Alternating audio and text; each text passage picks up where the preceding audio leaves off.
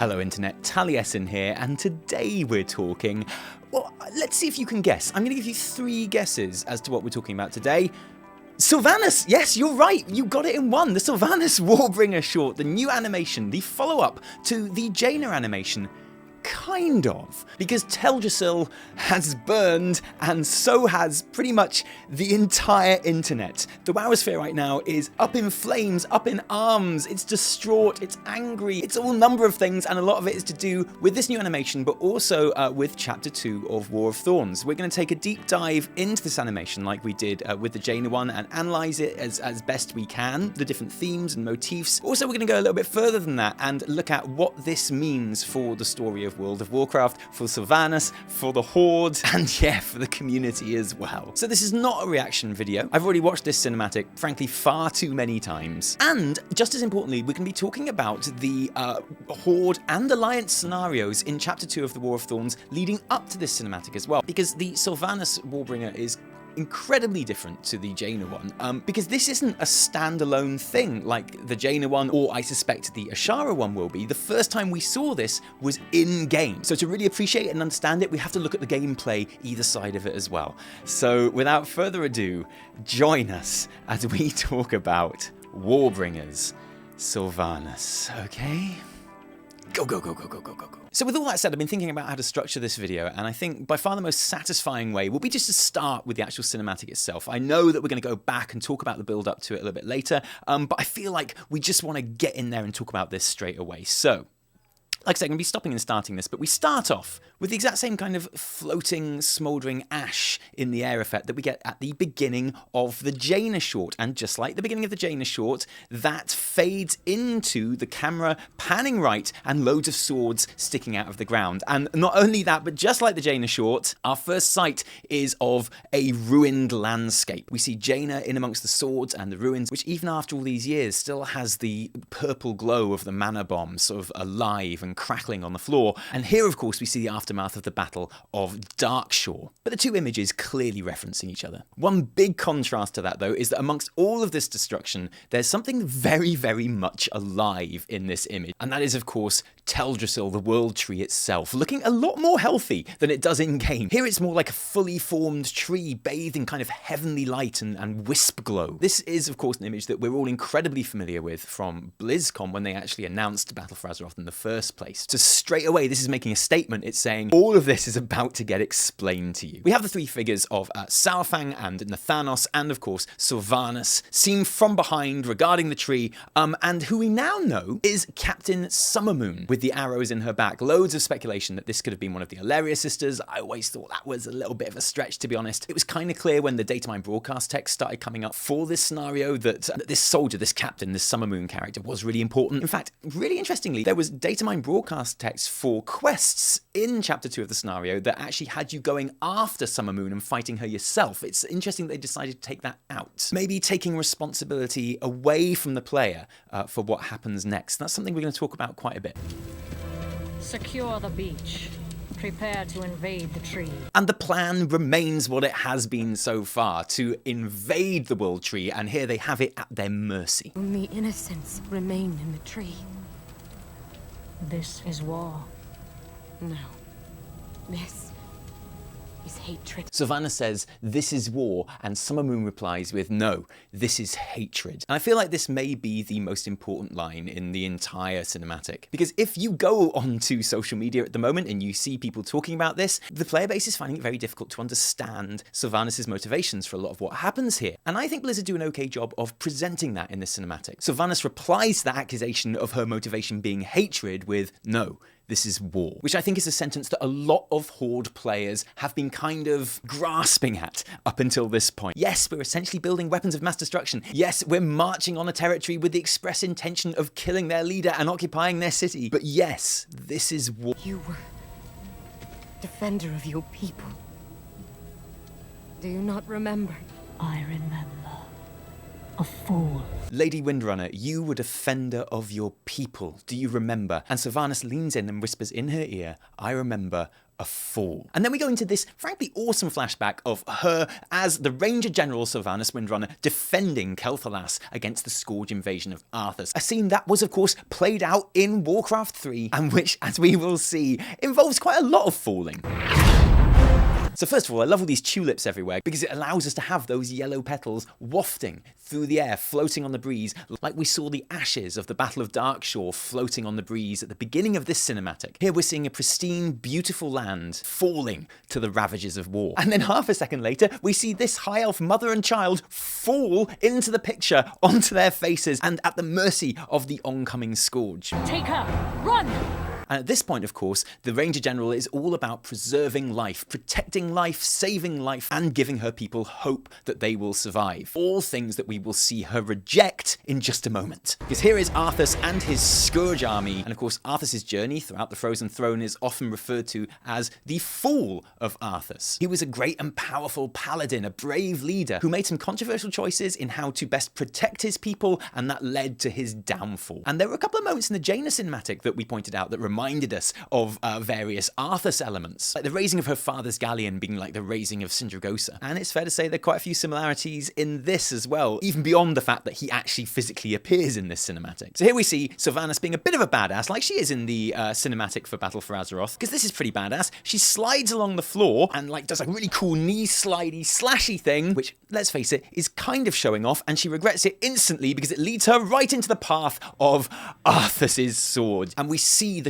shadow of Arthas casting itself over Sylvanas. It's probably fair to say that Sylvanas' story in Warcraft and WoW from this moment on is lived out under the shadow of Arthas and what he does to her in this moment. It's fair to say that she never truly escapes the shadow that's being cast on her now. Because just like in the game, he whacks his sword right through her. This is awesome. This is just a really great moment in the cinematic where her tears, through the sheer pain of being run through by Frostmourne, cause her, maybe inappropriate for the situation, eye makeup to run, and as she dies, that burns into her skin and creates that Sylvanas look, which is now so iconic. Just a really nice touch, this moment, I think. The vibrant life of the fields is completely wiped out and greyed, and as she screams and becomes undead, you get this really cool effect coming out of her eyes and mouth, which again is very reminiscent of the climactic shot of the Wrath of the Lich King cinematic. It's also just really horrible and reminds us of the kind of torment and pain that Sylvanas has been through. So this is really interesting. I like how Sylvanas is having a kind of an outer body experience here. As her Banshee form is created, she looks out back across the battlefield and sees a scene which purposely references the very opening of this cinematic. We see the swords sticking out of the ground of the battlefield. We see those tulip petals wafting in the wind like the ashes that we saw on Darkshore. And of course we see Sylvanas' home dominating the skyline there like we see the Night Elves' home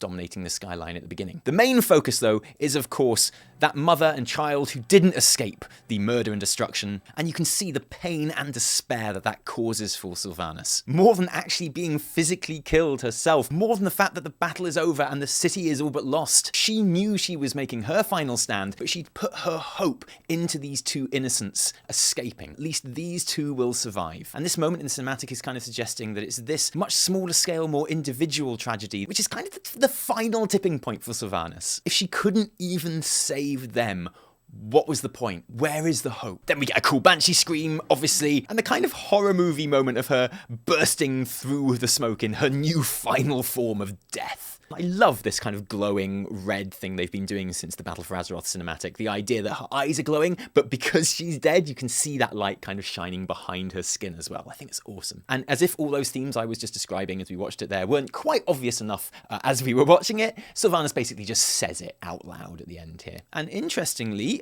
Captain Summermoon's eye makeup, a lot more hardy than Sylvanas's, because she's crying hardly any runnage at all. Night Elf eyeliner technology, obviously far in advance of the High Elves at that time. But just like we saw Sylvanas, she is on the point of death, and she is also crying. But as we'll see, the reasons for her crying are very different. I love this moment of stillness and quiet here, which I just ruined.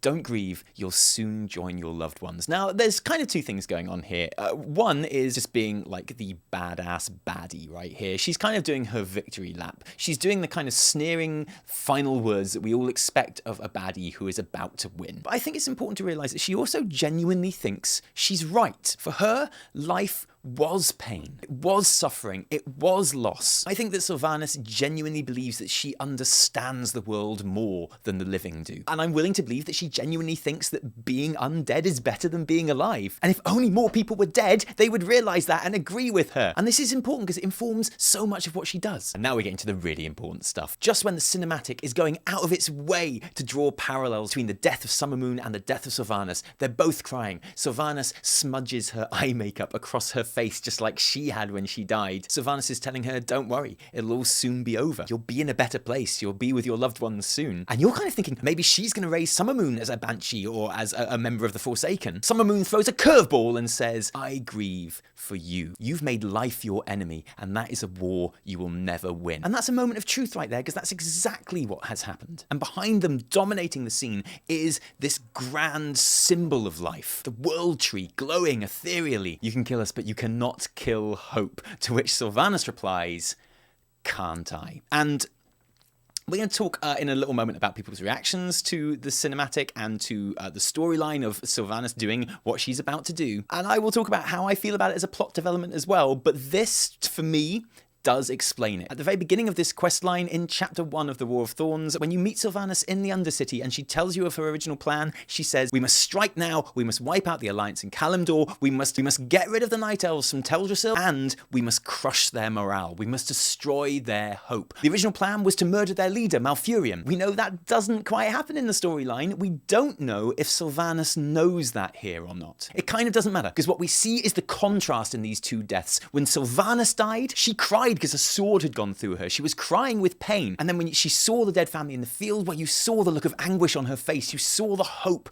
draining out of her, and that helping her becoming what she now is. Here she's faced with someone kind of maybe having a more heroic death, saying, no, you haven't taken our hope. You can't. And there's a part of Sylvanas that must see that contrast in there. In the build-up to Arthas killing Sylvanas in Warcraft 3, and all the trouble that Sylvanas causes he and his forces, in that battle, he says he is vexed by this Ranger General, and I think Sylvanas is vexed by Captain Summermoon here. And like Arthas, her way of winning, her way of dealing with that frustration that she feels with someone essentially acting better than her, is kind of a moment of spite. Arthas raises Sylvanas as a Banshee in pure spite, a spiteful move that kind of comes back to haunt him later on. And we're about to see Sylvanas doing kind of the same thing, but maybe on a much grander scale, because she's also seeing, the reason we're here to destroy these people's hope hasn't worked. We need to find maybe a bigger way of making our point. So she turns Summermoon's face into the direction of the World Tree. Burn it. Burn it! And there we have it. She gives the order, the catapults are lit, and they start firing the firebolts onto Teldrassil. It's all very spectacular, but also reminiscent of the catapults that Arthas uses to attack Sylvanas' home in Warcraft 3. And what do you think of the meaning of any of this? This just looks really, really cool. Now for me, these wheels spinning on the catapults really remind me of the Warlords of Draenor cinematic, where Garrosh and Grommash unleash the full and unexpected might of the Iron Horde on Manaroth. But it needs that kind of leverage, because in fairness, the range on these things is absolutely incredible. When I try and fly across this part of the sea in Darkshore, it takes me about 5 minutes. I almost die of fatigue, but these catapults are getting huge burning rock things over there easy. And clearly, despite being in the middle of the sea, Teldrassil is incredibly dry because it goes up like that. And then we get this climactic shot, this image which is already, of course, incredibly famous ever since this was revealed at BlizzCon last year. This image of Sylvanas standing amongst the detritus of the battle, amongst those swords stuck in the ground with that burning tree in front of her. And now the composition of this picture is even more important because it shows us Sylvanas standing alone. Saurfang is not standing by her side. Nathanos is not standing by her side. We are not standing by her side. There's a reason that our point of view in this image is so far back from the action, and it's not just to fit in the entire picture of Teldrassil burning. It's symbolic of Sylvanas standing away from the rest of the Horde. This is Blizzard saying this is all on her, and if you don't believe me, just to hammer that point home, we finish on an extreme close-up of Sylvanas' emotionless face, looking really mean, and her eyes glowing red as they do anyway now, but also more so as the fires reflect in them. I think Blizzard are being very careful in this cinematic and in the quest chain that leads up to it to take an element of agency away from the player, very explicitly linking this to the character of Sylvanas more than they are the Horde in general. I think they're making that very clear in this cinematic, and I think there are very important reasons that they're doing that. And there you have it, the Sylvanas Warbringer and the reveal of who burns down Teldrassil. One of the reasons it's taking me so long to make this video is because I wanted to watch this a lot of times, I wanted to get my thoughts together properly, but also because Twitter is exploding at the moment, as you can imagine, and rightfully so. People have all kinds of opinions on this turn of events. And one prominent opinion, one prominent emotion is anger and disappointment as well. I think at the lack of maybe nuance in the story. Morally grey regarding Sylvanas has become a meme, a cliche, and there's really nothing morally grey about this. Sylvanas got her army together specifically to go and cause shit in Teldrassil, specifically to kill their leader. As I've said in other videos, even if it wasn't her that ordered the actual burning, the fact that it ended up on fire is clearly Sylvanas' fault. The Horde are undeniably the aggressors in this context. That doesn't automatically mean it can't be justified in terms of war, but they are definitely the aggressors. And I feel like a lot of players, a lot of Horde players, but a lot of Alliance players as well, are taking it personally that it's so clear-cut. It's just a case of Sylvanas saying, burn it. It's that simple. I as well was expecting a bigger twist than that. So am I disappointed? Well, one, yes, obviously I am disappointed, mostly because, as you'll have noticed, it's not a sea shanty. I love that Jaina sea shanty, Blizz. Why can't we have another sea shanty? That would have been 10 out of 10 for me. But am I disappointed in the reveal of who burns the world tree? I'm short-term not disappointed, mid-term a bit disappointed,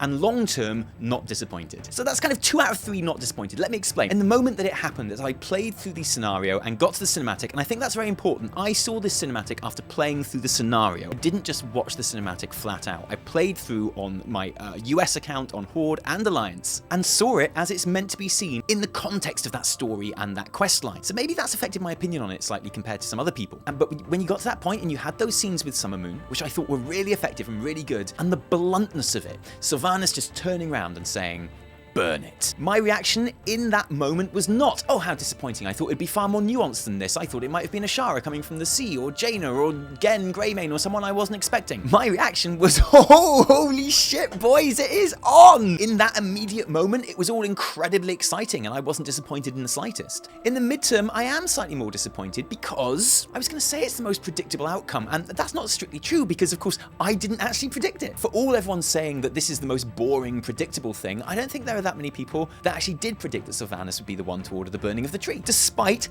all the evidence mounting up in the last few weeks and in Before the Storm that actually it being Sylvanas' fault is by far the most straightforward and logical reason. But people were so convinced there was going to be a twist. I myself thought it would be Anduin or the Night Elves ordering the burning of the tree as they retreated. So I say it was the most predictable outcome, but actually I was surprised. But in the midterm, I am slightly disappointed because of how it casts the actions of the Horde. Like I say, whatever had happened, even if it had been Anduin or Jaina setting fire to the tree, I would still have kind of thought it was Sylvanas' fault. But I thought that Blizzard would try and muddy the waters just a little bit so at least Horde players could go, no, but it wasn't the Horde, you see? 2 sides to every story. And the fact that they didn't do that, the fact that they made it so blunt and so kind of one-sided in a way, Sylvanas just did this. Some people are saying on a whim, I kind of dispute that. I think it fits into her grand scheme of trying to kind of destroy the morale of the Alliance in Kalimdor. But whatever, there's nothing really morally grey about this, is there? There's nothing morally grey about Sylvanas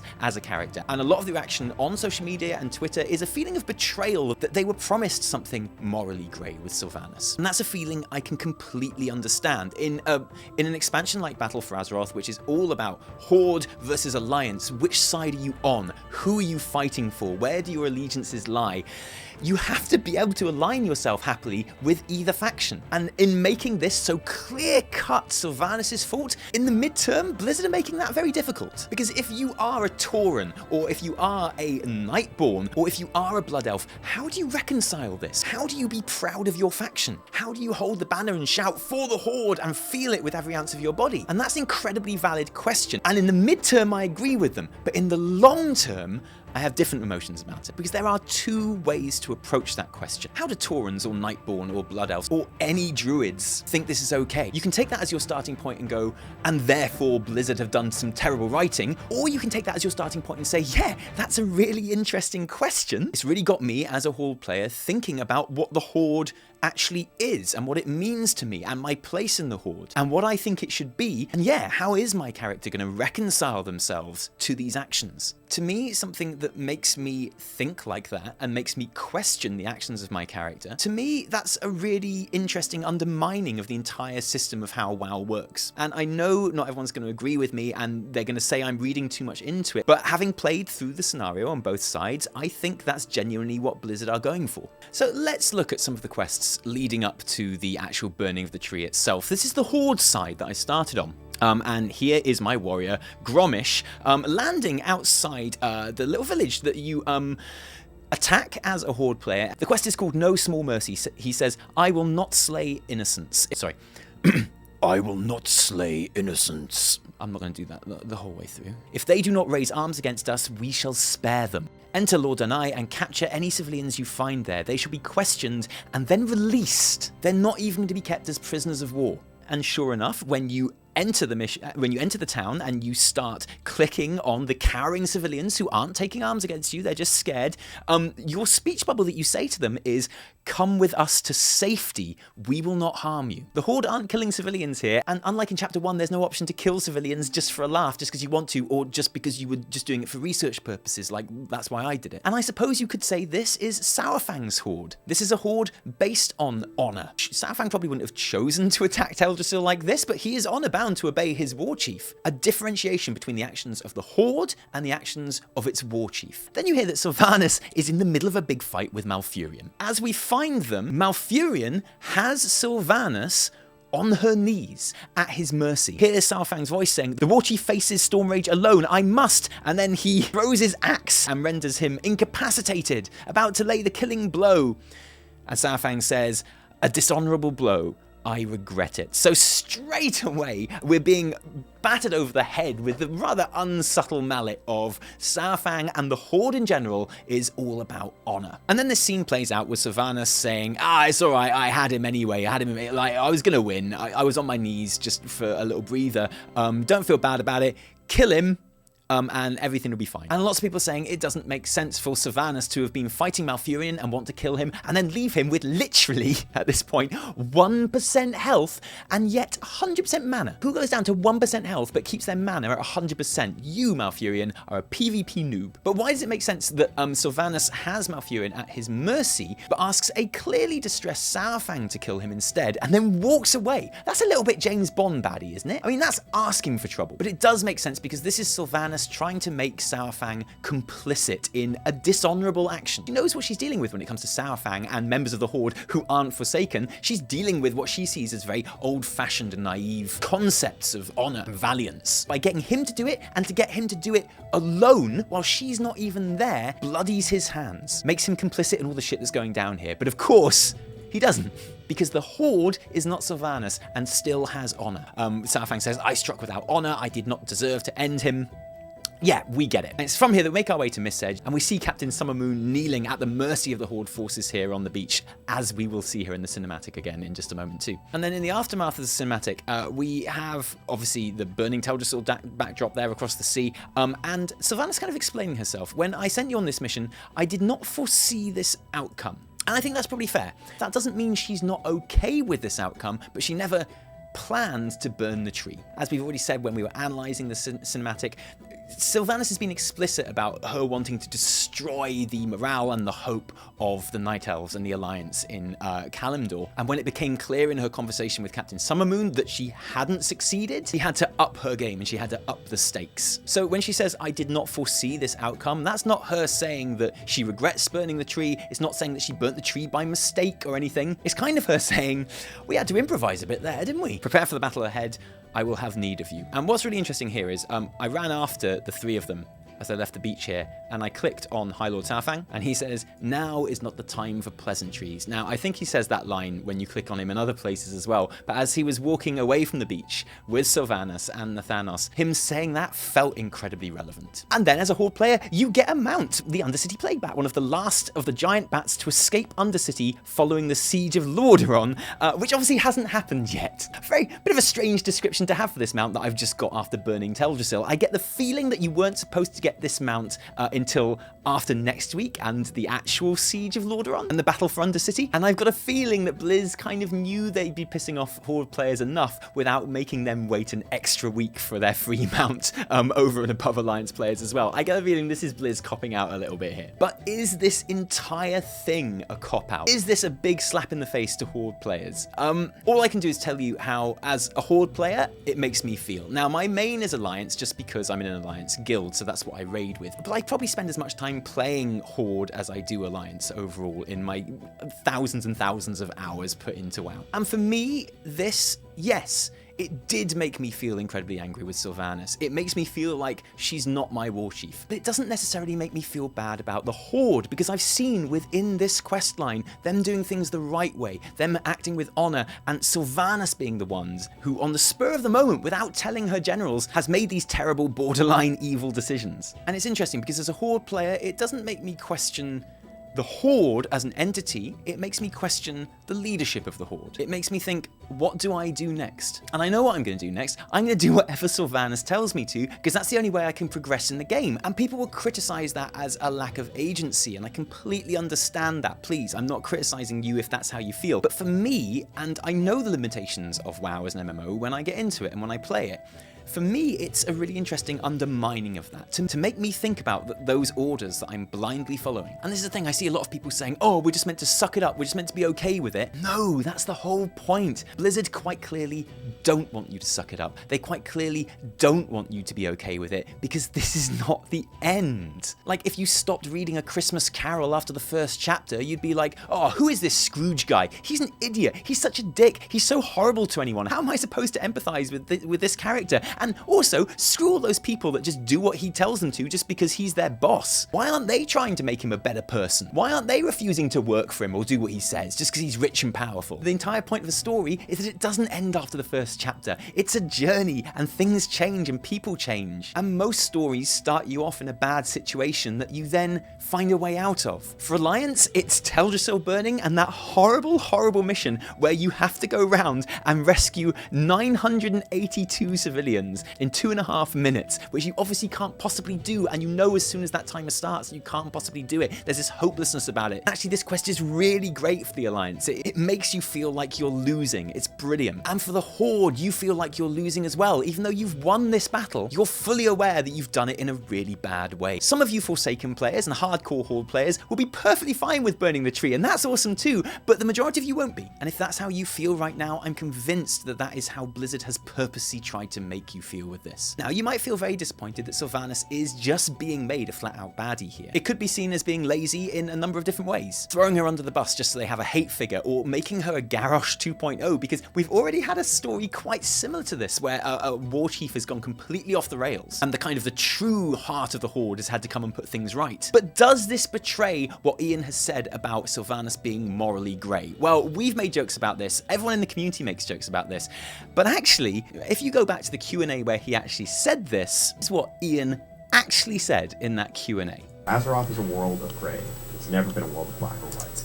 Azeroth is a world of grey. It's never been a world of black or white. Now that, believe it or not, is the moment where the Sylvanas as morally grey meme came from. Like I say, a meme that we've indulged in ourselves because we love memes on this channel. But it's not what Ian said. It's not what Ian promised. He said that this storyline would be morally grey. And don't get me wrong, I think Sylvanas is going to turn out to be a lot more complex than we're giving credit for in these moments straight after the actual burning of Teldrassil, where emotions are running very high. But Ian never said that the morally greyness referred to her. I think if you're a Horde player, the talk of grey and morally ambiguous applies to you, because you don't like what's happening right now, but you're following those orders anyway because you have to. Sylvanas stands alone to watch the world tree burn. The other members of the Horde aren't standing with her. You're not standing with her. Right now, you might be taking your orders from a Warchief who is, to all intents and purposes, a baddie in your eyes.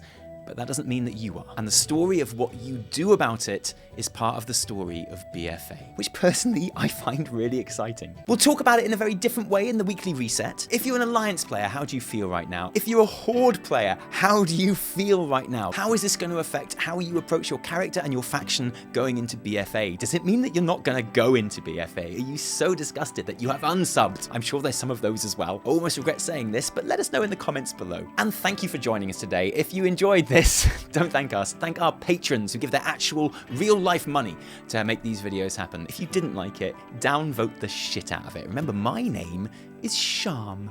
No, my name is Taliesin from me and Evitel. Until next time, cheerio.